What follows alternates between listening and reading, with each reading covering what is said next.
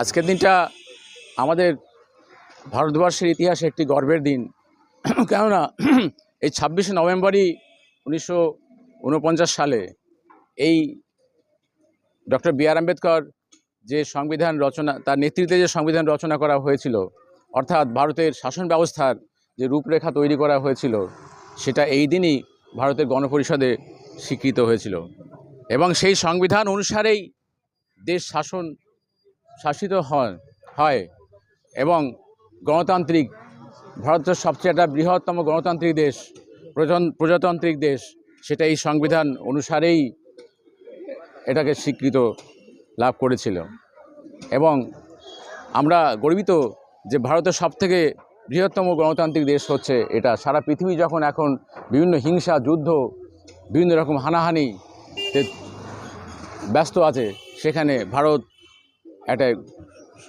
একটা শান্তিপূর্ণ দেশ এবং গণতান্ত্রিক উপায়ে তার অগ্রগতি হচ্ছে বিভিন্ন ক্ষেত্রে, অর্থনৈতিক ক্ষেত্রে, বৈজ্ঞানিক ক্ষেত্রে, তার বিভিন্ন মহাকাশ গবেষণার ক্ষেত্রে, সামরিক দিক দিয়ে এবং সামাজিক দিক দিয়ে সমস্ত বিষয়ে যে অগ্রগতি হচ্ছে, তার একমাত্র স্তম্ভ হচ্ছে ভারতের সংবিধান।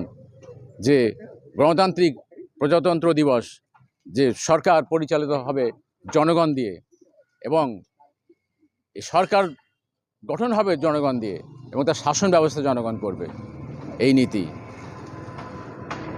আমরা সত্যিই গর্বিত আজকের দিনটার জন্যে। এবং এই বি আর আম্বেদকর স্মৃতি রক্ষা সমিতি যে আজকের দিনটাকে স্মরণ রাখার জন্যে যে এই প্রয়াস প্রতিবারই করে, তার জন্য আমরা গর্বিত এবং আমাদের করা উচিত।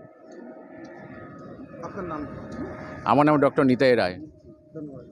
যার পাণ্ডিত্যে এত বড় দেশের তথা পৃথিবীর সবথেকে বড় সংবিধান রচনা করেছিলেন যিনি, তার সম্মানার্থে আজকে এই অনুষ্ঠান।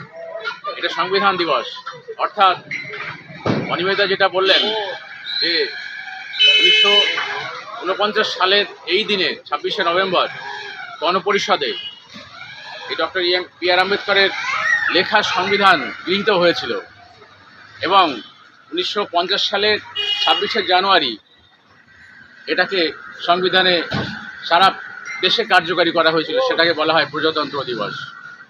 এবং এই প্রজাতন্ত্র দিবসের ঘোষণার সাথে সাথে ডক্টর বি আর আম্বেদকরের নাম সারা ভারতবর্ষ তথা সারা পৃথিবীতে স্বর্ণাক্ষরে লেখা হয়ে থাকলো সংবিধানের রচয়িতা হিসাবে। আর এই মহান ব্যক্তি গর্ববোধ করতে হবে, তার একটাই কারণ,